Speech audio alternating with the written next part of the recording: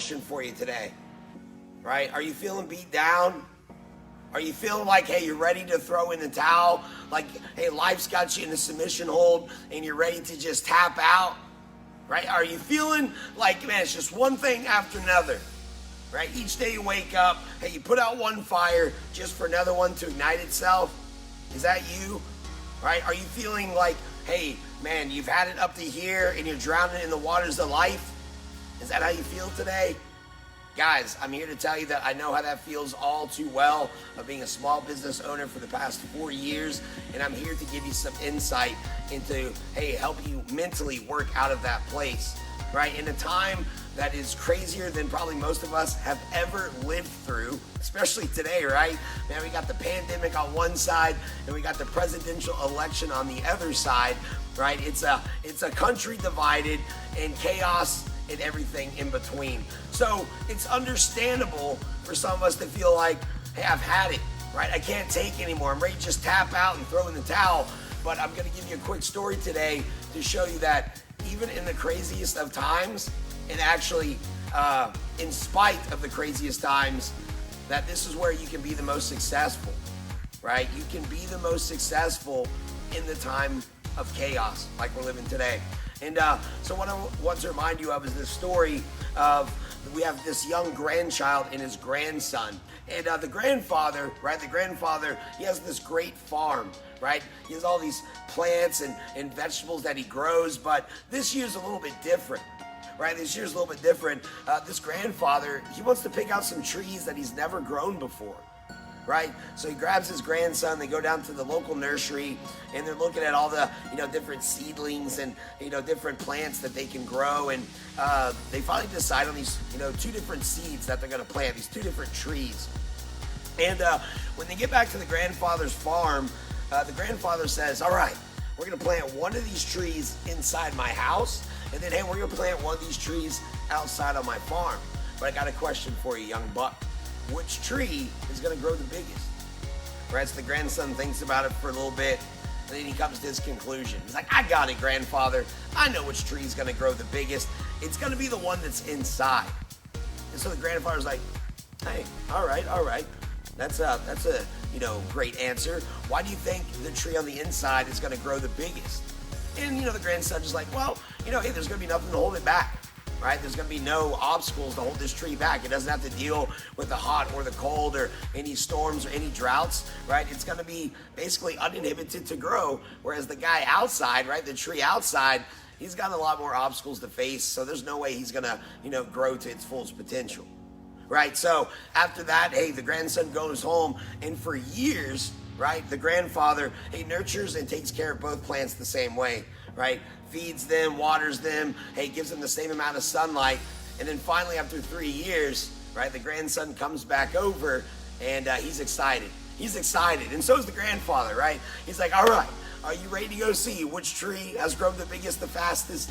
And the grandson's fired up. He's like, of course. So they go and they observe both trees, right? He takes his grandson inside, and they check out the tree that's been growing inside his grandfather's home for the past 3 years. Then he takes them outside to his farm, and they check that tree out, and then they stand there. And then the grandfather asks him the question. He's like, all right, now that you've seen both trees, young grasshopper, which one is the biggest tree? And the grandson couldn't believe it. He's like, well, grandfather, it's the one that's outside, but I'm just confused as to why the tree outside grew a lot bigger than the tree inside. Right? This is where the grandfather teaches the lesson, right? Because what he tells the grandson is, see, the only way that the tree outside was able to achieve its fullest potential is because it was threatened by the storms. It was threatened by the winds and the extreme cold temperatures. So it had to fight for its right to push against those stressors and to push against those obstacles and adversities, right? Whereas, hey, the tree inside, it didn't have to fight for anything. Therefore, it didn't have a need to really grow big and strong. Guys, if you don't believe me, you can go check out the research, but the trees around the world that have the thickest trunks and the strongest branches are the ones that weather the most storms, right? Take a little houseplant tree and stick them outside. Wouldn't take much for that tree to be a goner, right? But the trees that grow outside and, hey, are in the craziest climates, Those are the toughest trees. So think about that, right? I just now started out this live asking about if you felt like you were getting beat down, if you felt like, hey, tapping out because it's just, the storms of life are bearing down on you.